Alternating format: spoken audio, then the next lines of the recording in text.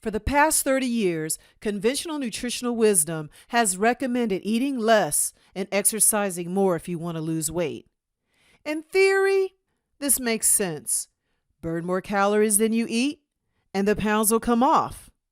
I wish it was that simple, but it's not. To believe that weight is due to calories in versus calories out is a huge mistake. Calorie restriction is not the solution for long-term healthy weight loss, and I will explain why in this episode.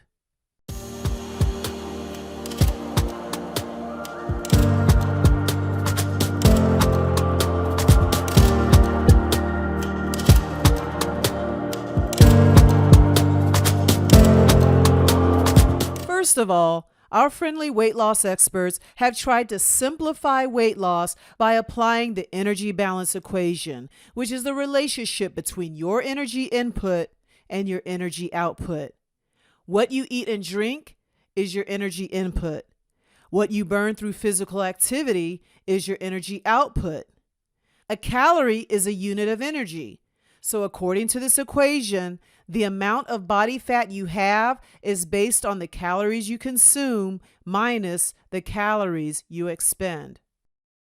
So according to this formula, in order to maintain a stable weight, the number of calories you get from your food and beverages needs to equal the number of calories you burn. If the calories you consume are greater than the calories you burn, then you will gain weight over time. And if the calories in are less than the calories out, then you will lose weight over time. So if one wishes to lose weight, they must create a caloric deficit by burning more calories than they consume. That's why for many of you who have decided to lose weight, the first thing you may have decided to do was eat less and exercise more. Many of us have been there, including myself, and some of you will try it numerous times before you realize that this approach does not work. If you believe the narrative that reducing calories will help you lose weight, then you would assume that eating too many calories will make you fat. So therefore, calories must be fattening, right? Wrong. In measuring the caloric value of food, its ability to give off heat is what's considered. The calorie is not a measure of its nutritional value. Therefore, valuing foods based on the calorie and not its nutritional value is complete nonsense. Reduce the calories to lose the weight sounds simple, but unfortunately, that's not the case. It is also bad advice. Calorie restriction doesn't work for long-term weight loss. It never has, and it never will. And it's sad to believe that many weight loss experts still agree that this is the key to weight loss. Exercise, physical activity, and getting in an extra 10,000 steps every day isn't the only way we burn calories. Our bodies need calories to survive. Our bodies need a minimum amount of calories or energy per day to sustain metabolic functions such as regulating your heartbeat, breathing, new muscle and bone production, heat production, brain function, and fat production. The calories your body uses to sustain these functions is referred to as your basal metabolic rate, or BMR. This can range from 1,200 to 3,000 calories per day, depending on factors such as your age, gender, occupation, and size.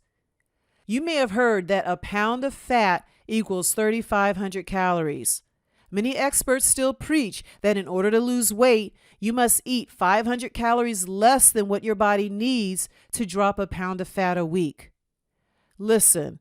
If your body needs 2,000 calories per day to carry on its normal metabolic functions and you reduce that input to 1,500 calories per day, do you honestly think your body will ignore your heart rate, your breathing, and your digestion so you can look good in a bathing suit? No. Let me explain further with an analogy. Say you make an income of $2,000 a week and you spend $2,000 a week. Suddenly your income gets reduced to $1,500 a week. What is the smart thing to do? Would you continue to spend $2,000 per week, Or would you adjust to the new income by reducing your spending to $1,500 per week? You would adapt to the lowered income by reducing your spending.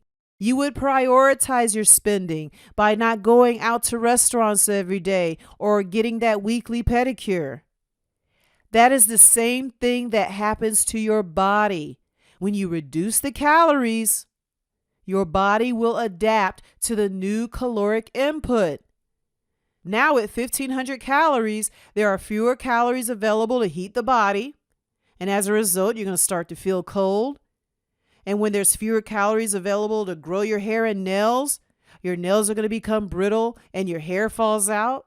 And then when there are fewer calories available for the brain to function, you're going to have trouble with focus and concentration. Your body will do whatever it can to survive.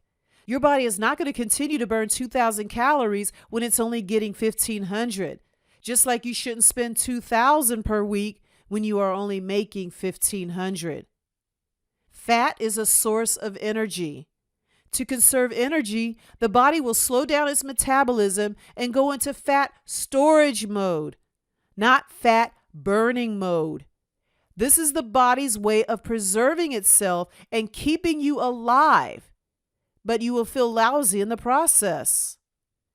Initially, you will lose some weight, but as your body adjusts to the lowered caloric intake, the weight plateaus. Then you will get all in your feelings because the scale isn't changing. Not only that, as your metabolism decreases, your hunger increases. And then one day you tell yourself, forget this, I'm hungry. And you go back to your 2,000 calorie diet. Now that your metabolism has slowed down to the 1,500 calorie input, all that weight comes back and brings some friends. Then you live with it until you decide to repeat this cycle all over again, hoping it will work the next time. Get closer to your speaker for a second. I need to tell you something. It won't work next time either. This cycle has to stop. Because the more you repeat this cycle, the more resistant the weight loss becomes and the more weight you will gain over time. This is why there are so many middle-aged women out there who don't appear to eat much and now can't lose weight. I know this because I help these women. So what you want to do is increase metabolic function, not decrease it. Reducing calories converts your body to fat storing mode, not fat burning mode. When you eat less, so does your caloric expenditure. This is why calorie restriction doesn't work. So if reducing calories doesn't make you lose weight, then what does? I'm glad you asked that question. The real problem is that your weight problem is a hormonal problem. I touched on this in episode 9, so be sure to check that out. Hormones act like messengers binding to cells to signal them to carry out a range of biological functions, such as regulating growth and repair, regulating metabolism, maintaining sexual development and reproduction. Hormones can make you feel hungry. Hormones can make you feel full. Hormones tell the body to burn fat. Hormones tell the body to store fat. And one of those hormones is insulin. Insulin is a protein hormone secreted by pancreatic beta cells. When glucose increases in the bloodstream, insulin is released. Its job is to stimulate the uptake of glucose into the cells. Once glucose enters the cell, it is used for energy. This is a normal physiological response. Insulin not only plays a role in energy metabolism, it also promotes fat storage. When insulin is high, fat storage is turned on and fat burning is turned off. And when insulin is low, fat storage is turned off and fat burning is turned on. Chronic elevated insulin levels lead to excess fat storage.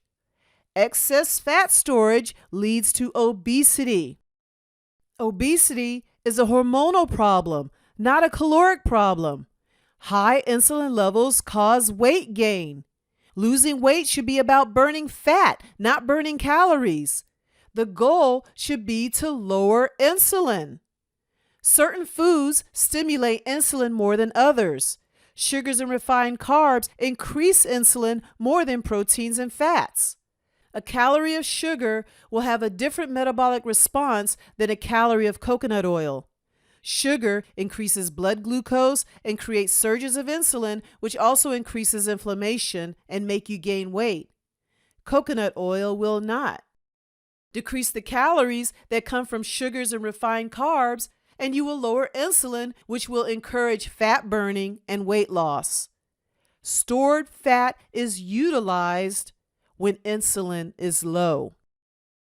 Now, your next question might be, how do I lower my insulin levels? Well, that's a great question, and you will have to tune in next week to find out. And I will be sharing very effective strategies that not only helped me, but many of my clients as well. This topic is way more complicated than it sounds. I'm just trying to make something that is very complex and make it much easier to understand.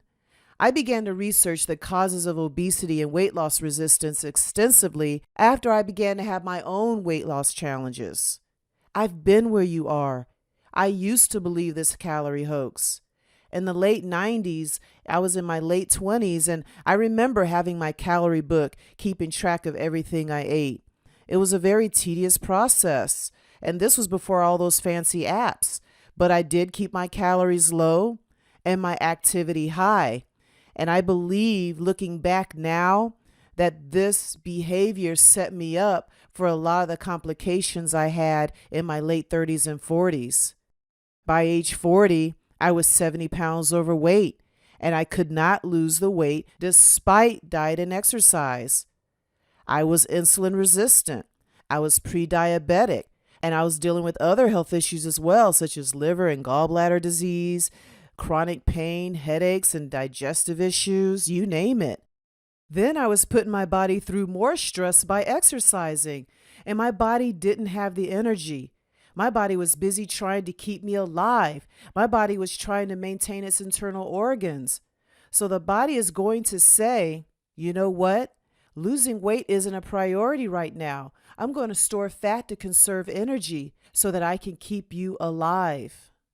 And when my body really needed the extra energy when I got pregnant, my body really fell apart because it didn't have enough energy to create new life in my body.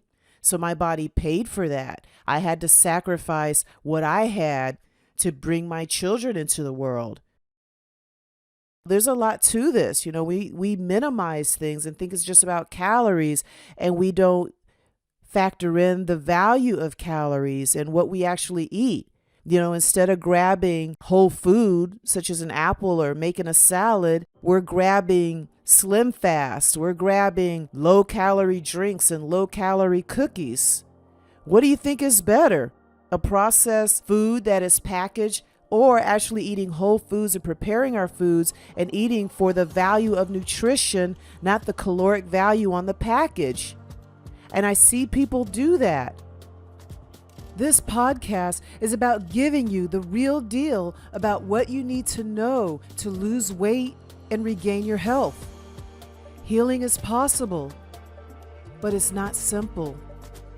A body that has possibly thousands of metabolic functions happening all at once, 24 hours, 7 days a week, cannot be healed by a simple equation such as calories in minus calories out.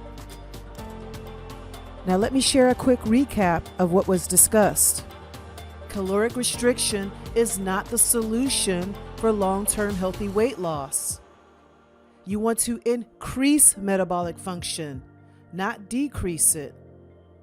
Reducing calories converts your body to fat storing mode, not fat burning mode. One of the main hormones that contribute to weight gain is insulin. Insulin is a fat storing hormone, and elevated insulin levels stop you from burning fat. The focus should be on lowering insulin, not calories. And if you continue to have the mindset that calories make you fat, you will focus on the quantity of the calories and not the quality of the calories and its effect on insulin levels. Now I'm going to give you some time to allow all this information to sink in, and I look forward to sharing more with you next week, so stay tuned. Please subscribe and leave a review, and check out the show notes for more resources. And until next time, go out there and achieve more freedom in your health and your life. Take care.